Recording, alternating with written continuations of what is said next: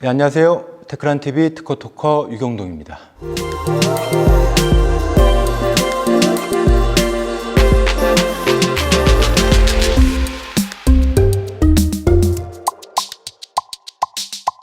요즘 우리나라에선 대통령 선거에 이어 바로 지방선거까지 정치 이벤트가 한창이었는데요.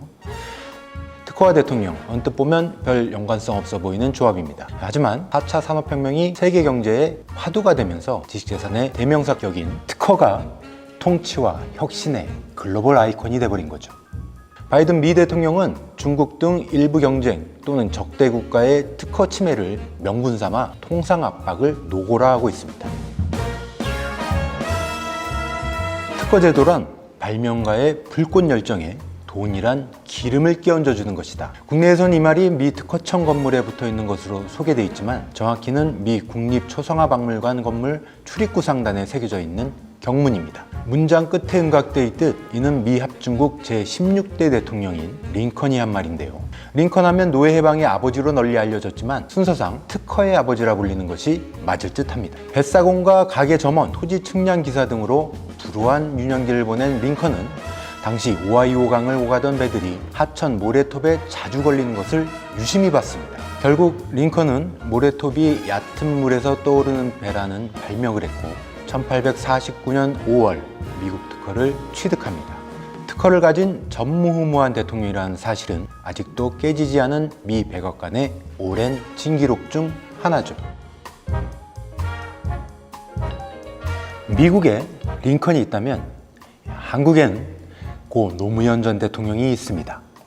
링컨과 같은 제16대 대통령으로 취임한 그는 재임 기간 중 특허를 취득한 세계 유일의 국가원수로 기록되어 있습니다. 노 전 대통령은 재임 3년 차인 2005년 8월 청와대 통합업무관리 시스템인 이지원을 특허청에 출원했고 이듬해 2월에 정식 등록을 받습니다. 발명의 명칭이 좀 어려운데요. 통합업무관리 시스템 및 이의 운용 방법이란 특허입니다. 이 특허는 국유 특허로 설정돼 있어 현재 특허 권리자는 대한민국 정부입니다. 이 출원권은 당시 특허청 전자상거래 심사과 박성우 심사관에게 배당됐습니다. 국제특허분류 IPC에 따라 전자상거래 심사과 소속 20여 명의 심사관 중 1명에게 무작위로 돌아간 건데요. 박 심사관은 출원인이 현직 대통령이라는 사실은 해당 건을 배당받은 뒤에 알았다며 특수인이라 신경은 쓰였지만 심사 과정에서 청와대나 특허청 윗선으로부터 어떠한 압력도 받은 바 없다고 당시를 회고합니다. 실제 출원서가 접수된 바로 다음 날 박 심사관은 청와대로 보정 요구서를 호기롭게 날립니다. 쉽게 말해 대통령한테 서류 다시 써오라고 한 겁니다. 박 심사관은 명세서상 일부 항목의 기재불비, 즉 서류 작성상에 미비점이 있었던 것으로 기억한다며 통상의 심사 과정이었을 뿐이라고 회상합니다. 이 이지원은 단순 게시판이나 온라인 보고 시스템을 뛰어넘습니다. 문서의 생성부터 최종 결제 이후 기록 보관에 이르기까지 문서의 전 처리 과정을 한눈에 파악할 수 있게 만든 솔루션이죠. 2003년 2월 노무현 정부가 출범하기 전까지 청와대는 대통령 비서실의 업무를 관리 지원하기 위해 또한 정보 시스템도 사용하지 않는 후진적 모습을 보이고 있었습니다. 하지만 이지원 도입 후 청와대는 달라졌습니다.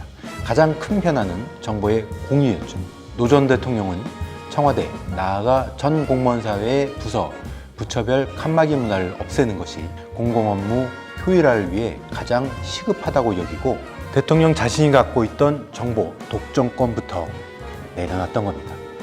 이를 위해서는 종이 서류가 아닌 온라인 시스템으로 업무 보고를 주고받아야 한다고 생각한 것으로 보입니다. 이지원은 정보의 공유를 통해 부처별 칸막이 문화를 없애는 등 정부 업무 처리 전 과정을 투명화, 체계화했다는 평가를 받습니다. 이후 정보업무 시스템은 청와대 이지원을 중심으로 행자부 하모니와 전부처 온나라 등으로 체계화됐습니다. 덕분에 참여정부는 역대 어느 정권보다 많은 기록물을 남길 수 있었죠. 이지원은 한마디로 당시 공무원의 일하는 방식에 변화와 혁신을 준 발명품인 셈입니다. 구독, 좋아요, 알람 설정까지 부탁드립니다.